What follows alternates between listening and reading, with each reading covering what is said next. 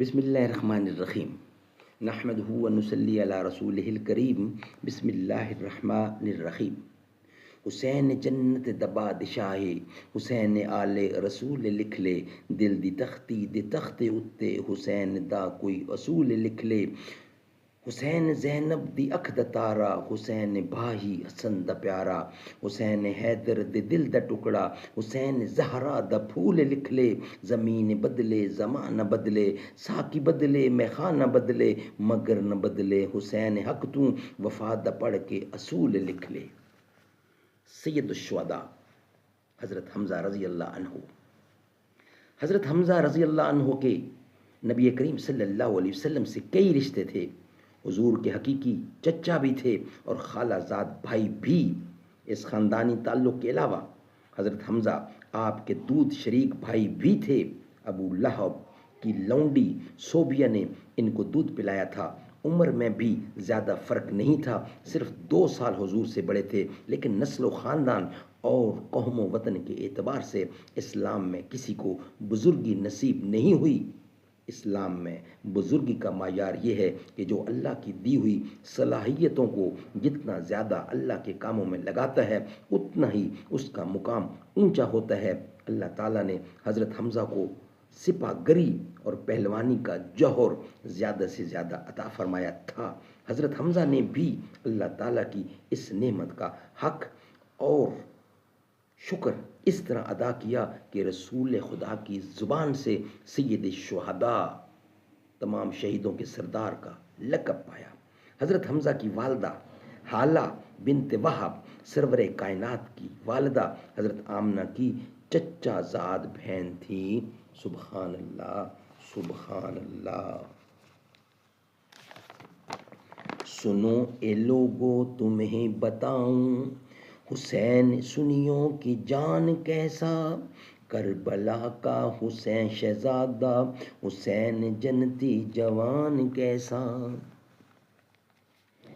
حضرت حمزہ کو بچپن ہی سے پہلوانی اور سیر و شکار کا بڑا شوق تھا۔ تیر اور تلوار رات دن کا مشغلہ تھا۔ توحید کی آواز گھر ہی سے بلند ہوئی اور مکے کی گلیوں میں گونج گئی۔ 38 ہوش مند حضرات نے اسلام قبول کر لیا، لیکن انہیں سیر و شکار اور تیر و تلوار نے اتنی فرصت نہ دی کہ ادھر متوجہ ہوتے۔ اللہ تعالیٰ نے اسلام کی طرف عجیب طریقہ سے رہنمائی فرمائی۔ ایک دن شکار سے واپس آ رہے تھے، شہر میں داخل ہوئے، راستے میں لونڈی ملی۔ اس نے کہا کاش تھوڑی دیر پہلے تم آ جاتے تو اپنے بھتیجے محمد کا حال دیکھتے۔ وہ خانہ کعبہ میں اپنے مذہب کا وعظ کہہ رہے تھے کہ ابو جہل نے سخت گالیاں دیں اور بہت بری طرح ستایا، لیکن محمد نے کچھ جواب نہ دیا اور بے بسی کے ساتھ لوٹ آئے۔ یہ سننا تھا کہ خون نے جوش مارا اور تڑپ گیا اور تیزی کے ساتھ خانہ کعبہ کی طرف بڑھے۔ غصے سے اتنا بے تاب ہو رہے تھے کہ راستے میں ملنے والے دوستوں کی طرف بھی متوجہ نہ ہوئے۔ سیدھے خانہ کعبہ پہنچے۔ ابو جہل کو دیکھا، وہ اپنے اہالی و موالی کے درمیان وہاں موجود تھا۔ اسے دیکھتے ہی جھپٹے، اس کے سر پر اس زور سے کمان دے ماری کہ سر کھل گیا اور وہ بری طرح زخمی ہوا۔ اس کے اہالی و موالی مدد کو دوڑے اور بولے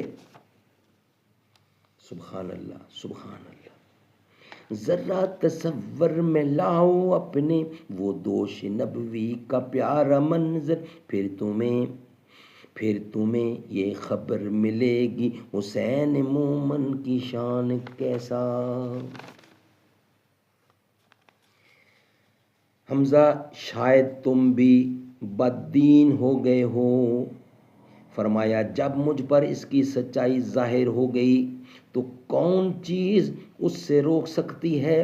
ہاں میں گواہی دیتا ہوں کہ محمد اللہ کے رسول ہیں اور جو کچھ کہتے ہیں وہ سب حق ہے۔ خدا کی قسم اب میں اس سے پھر نہیں سکتا۔ اگر تم سچے ہو تو مجھے روک کر دیکھ لو۔ ابو جہل نے حمزہ کا یہ جلال دیکھا تو مددگاروں کو ہاتھا پائی کرنے سے منع کر دیا۔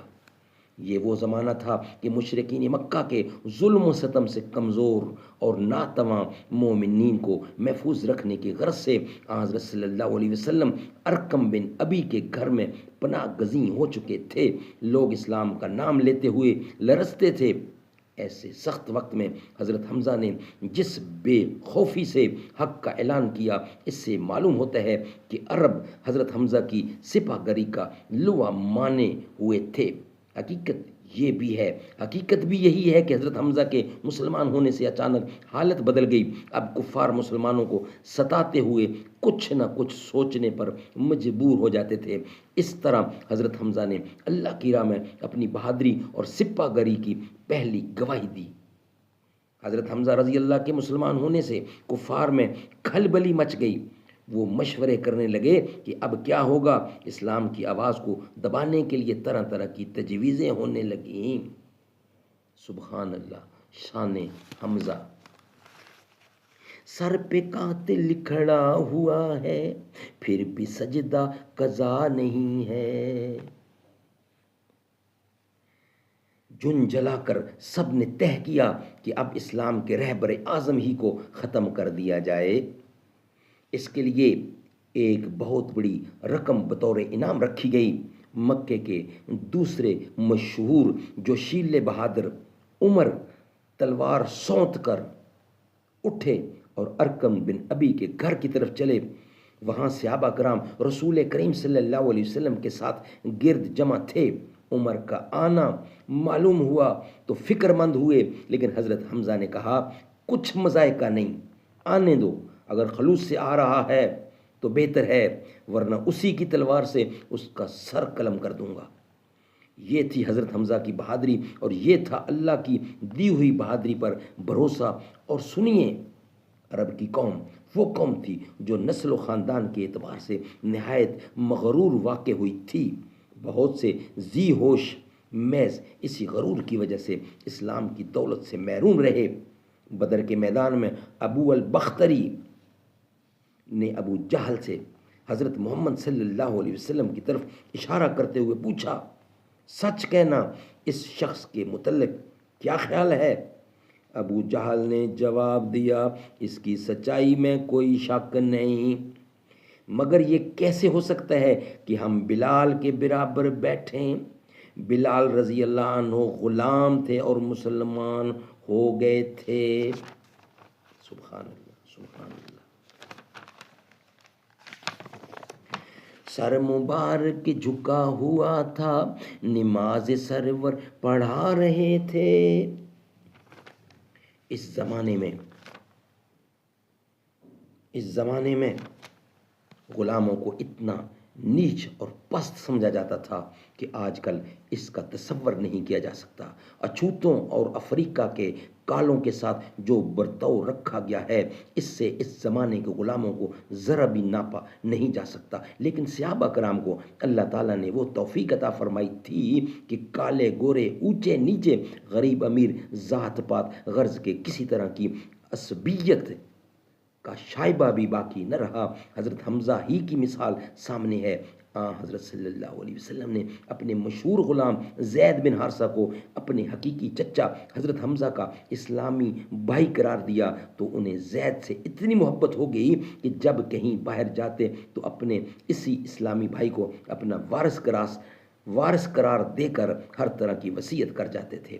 اس طرح حضرت حمزہ ہر طرف سے کٹ کر اسلام ہی کے ہو رہے۔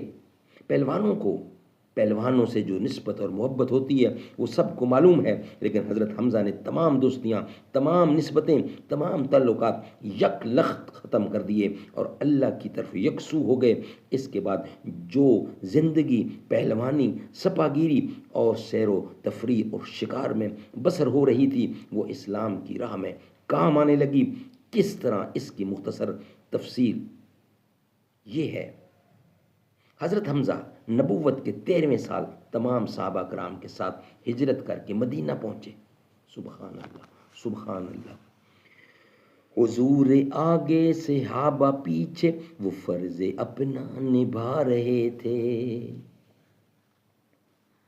ہجرت کر کے مدینہ پہنچے۔ یہاں ان کو اللہ کی دی ہوئی طاقت اور بہادری کو اسلام پر نچھاور کرنے کا خوب موقع ملا۔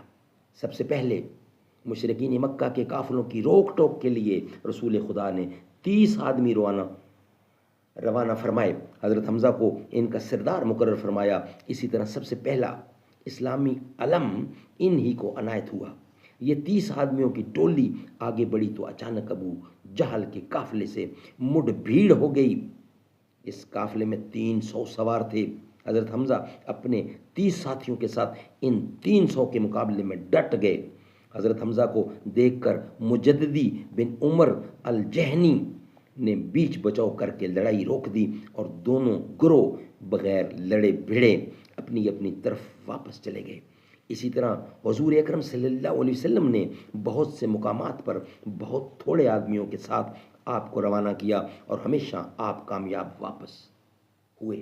اس کے بعد بدر کی لڑائی پیش آئی۔ اس میں قریش مکہ کا سب سے زیادہ تجربہ کار اور بہادر شخص عتبہ اپنے بھائی اور بیٹے کو لے کر آگے بڑھا۔ لشکر اسلام سے چند انصاری نوجوان اس کے مقابلے کو نکلے، مگر وہ اپنی بہادری اور طاقت پر اتنا مغرور تھا کہ اپنے سے کم پلہ لوگوں سے لڑنا اپنی توہین سمجھتا تھا۔ اس نے پکارا، محمد ہم ناجنسوں سے ناجنس کہتے ہیں، ہم ناجنسوں سے نہیں لڑ سکتے۔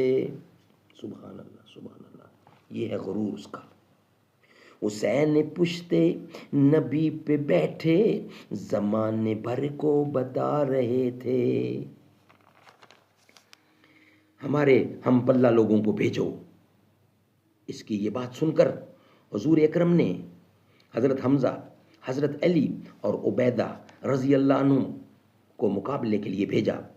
حضرت حمزہ نے بڑھ کر عتبہ کو ٹوکا اور پہلے ہی وار میں اسے ڈھیر کر دیا۔ یہ دیکھ کر کفار مکہ کی طرف سے دوسرا مشہور بہادر طائمہ بن عدی بدلہ لینے کے جوش میں جھپٹا، لیکن ایک ہی وار میں وہ بھی جہنم رسید ہوا۔ دشمن نے یہ دیکھا تو ایک دم ہلا بول دیا۔ دوسری طرف سے مجاہدین اسلام نے اپنے بہادروں کو نرغے میں دیکھا تو رسول خدا کے حکم سے وہ بھی بڑھے اور کفار پر ٹوٹ پڑے۔ نہایت گھمسان کا رن پڑا۔ حضرت امیر حمزہ کی پگڑی پر شتر مرغ کی قلقی تھی، اس لیے جس طرف گھس جاتے صاف نظر آتے۔ دونوں ہاتھوں سے تلوار چلا رہے تھے، جس طرف گھس جاتے پرے کے پرے صاف کر دیتے۔ لشکر کفار کے بڑے بڑے بہادر ان کے ہاتھ سے مارے گئے۔ تھوڑی ہی دیر میں دشمن بھاگ کھڑا ہوا۔ مسلمانوں نے بہت سے لوگوں کو گرفتار کیا۔ ان قیدیوں میں مکے کے بڑے بڑے لوگ تھے۔ بعض قیدیوں نے پوچھا، یہ قلغی لگائے کون تھا؟ جواب ملا، حمزہ۔ تو وہ بولے، آج ہم کو سب سے زیادہ نقصان اسی نے پہنچایا۔ اس ہار سے مشرکین مکہ کو بڑے سے بڑا جانی و مالی نقصان ہوا۔ ملے گی جنت پیے گا کوثر، اسی کو محشر میں چین ہوگا، نماز اس کی قبول ہوگی کہ جس کے دل میں حسین ہوگا۔ وہ اس غم کو نہ بھولے۔ بدلہ لینے کے جوش میں انہوں نے ایک بڑا لشکر اکٹھا کیا اور مدینے کی طرف بڑھے۔ حضرت صلی اللہ علیہ وسلم نے اپنے جان نثاروں کو ساتھ لیا اور احد کے مقام پر ان کو جا روکا۔ کفار کی طرف سے سبا پہلوان نے بڑھ کر مقابلے کے لیے مسلمانوں کو پکارا تو حضرت حمزہ تلوار تول کر میدان میں آئے اور للکار کر کہا، کیا تو خدا اور اس کے رسول سے لڑنے آیا ہے؟ یہ کہہ کر اس زور سے وار کیا کہ ایک ہی وار میں اس کا کام تمام ہو گیا۔ اس کے بعد گھمسان کی لڑائی شروع ہو گئی۔ بدر کی جنگ میں حضرت حمزہ کے ہاتھوں قریش کے بڑے بڑے سورما قتل ہوئے تھے، اس لیے قریش سب سے زیادہ انہی کے خون کے پیاسے تھے۔ وہ صف باندھ کر ان پر حملہ کرتے تھے، لیکن حضرت حمزہ نے ان کی صفیں کی صفیں الٹ دیں، تنہا 30 نامور کافروں کو مار گرایا۔ جبیر بن مطم نے ایک غلام کو جس کا نام وحشی تھا اپنے چچا طائمہ بن عدی کا بدلہ لینے کے لیے خاص طور سے تیار کیا تھا اور اسے انعام کے علاوہ آزادی کا بھی لالچ دیا تھا۔ اس کے ابھارنے پر ویشی اس جنگ میں ایک چٹان کے پیچھے گھات میں بیٹھا تھا، چھپا ہوا حضرت حمزہ کا انتظار کر رہا تھا۔ اتفاق کی بات وہ لڑتے ہوئے ادھر سے گزرے۔ سبحان اللہ، سبحان اللہ۔ ملے گی جنت پیے گا کوثر، اسی کو محشر میں چین ہوگا۔ اس نے چھپ کر اچانک بڑے زور سے اپنا خاص حربہ پھینک کر مارا۔ اس کے اس حربے سے لڑ کھڑا کر گرے اور روح پرواز کر گئی۔ امیر حمزہ کی شہادت پر کفار کی عورتوں اور مردوں نے خوشی اور مسرت کے ترانے گائے۔ ابو سفیان کی بیوی ہندا نے، جس کا باپ بدر کی لڑائی میں حضرت حمزہ کے ہاتھ سے مارا گیا تھا، انتقام کے جوش میں رسول خدا کے چچا کا کلیجہ نکالا اور چبا چبا کر نگلنا چاہا، مگر نگل نہ سکی، تھوک دیا، پھر ناک کان کاٹ کر زیور بنایا۔ رسول خدا نے سنا تو پوچھا، کیا اس نے کھایا بھی ہے؟ لوگوں نے عرض کیا، نہیں۔ فرمایا، خدا حمزہ کے بدن کے کسی حصے کو جہنم میں داخل ہونے نہ دیتا۔ اس کے بعد چچا کی لاش کے پاس تشریف لائے۔ ہندا نے ناک کان کاٹ کر بڑی دردناک صورت بنا دی تھی۔ دیکھا تو دل بھر آیا اور فرمایا، تم پر خدا کی رحمت ہے، کیونکہ تم رشتہ داروں کا سب سے زیادہ خیال رکھتے تھے، نیک کاموں میں پیش رہتے تھے۔ اگر مجھے صفیہ کے رنج و ملال کا خیال نہ ہوتا تو میں تمہیں اسی طرح چھوڑ دیتا کہ درند اور پرند کھا جائیں اور تم قیامت میں انہی کے شکم سے اٹھائے جاؤ۔ خدا کی قسم، مجھ پر تمہارا بدلہ واجب ہے۔ میں تمہارے بدلے 70 کافروں کے ناک کان کاٹوں گا، لیکن اللہ نے اس ناجائز انتقام کی ممانعت فرما دی اور صبر جمیل عطا فرمایا۔ سبحان اللہ، سبحان اللہ۔ وہ جو مٹ گیا وہ یزید تھا، وہ جو نہ مٹ سکا وہ حسین ہے۔ حضرت صفیہ حضرت حمزہ کی سگی بہن تھیں۔ بھائی کی شہادت کا حال سنا تو جنازے کے پاس آئیں، لیکن حضور نے دیکھنے نہ دیا، تسلی و تشفی دے کر واپس کر دیا۔ چلتے وقت حضرت صفیہ اپنے صاحبزادے حضرت زبیر رضی اللہ کو 2 چادریں دے گئی تھیں کہ ان کے کفن کا کام لیا جائے، لیکن پاس ہی ایک انصاری کی لاش بے گور و کفن پڑی تھی، اس لیے انہوں نے دونوں شہیدوں میں ایک ایک چادر تقسیم کر دی۔ اس ایک چادر سے سر چھپایا جاتا تو پیر کھل جاتے، اور پاؤں چھپائے جاتے تو سر کھل جاتا۔ حضرت محمد مصطفیٰ صلی اللہ علیہ وسلم نے فرمایا، چادر سے چہرہ چھپاؤ اور پاؤں پر گھاس اور پتے ڈال دو۔ اس عبرت انگیز طریقے سے سید الشہداء کا جنازہ تیار ہوا۔ سرور کائنات نے خود نماز پڑھائی۔ اس کے بعد ایک ایک کر کے احد کے تمام شہیدوں کے جنازے ان کے پہلو میں رکھے گئے اور آپ نے الگ الگ ہر ایک پر نماز پڑھائی۔ اس طرح تقریباً 70 نمازوں کے بعد اللہ کے رسول اور دین کے غازیوں نے سید شہداء کو اس میدان میں دفن کیا۔ حضور کو حضرت حمزہ سے کتنی محبت تھی، اس کا اندازہ اس واقعہ سے لگایا جا سکتا ہے کہ جب حضرت حمزہ کے قاتل حضرت وحشی رضی اللہ مسلمان ہو کر حضور کی خدمت میں حاضر ہوئے۔ ناظرین،